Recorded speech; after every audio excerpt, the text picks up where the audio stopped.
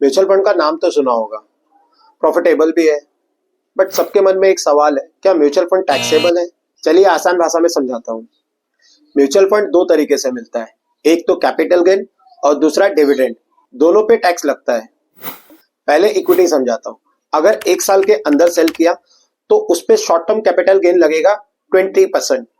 दूसरा, अगर आपने लॉन्ग टर्म में सेल किया, एक साल के बाद किया, तो 1,25,000 रुपया छोड़ के उसके ऊपर 12.5% टैक्स लगेगा।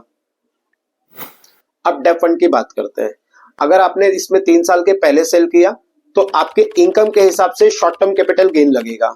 सेम यही 3 साल के बाद किया तो आपके इनकम के हिसाब से long term capital gain tax लगेगा। अब इसमें इंडेक्शन बेनिफिट नहीं मिलता है। अगर बात करें डिविडेंड की तो ये आपके इनकम के हिसाब से टैक्सेबल है। अगर एक साल के अंदर 5,000 से ज्यादा डिविडेंड आता है तो उस पे भी टीडीएस 10% लगेगा।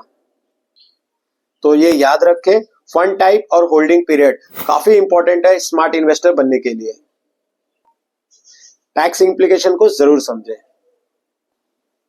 सो plan smart, invest smarter. Mutual fund सही है पर समझ के।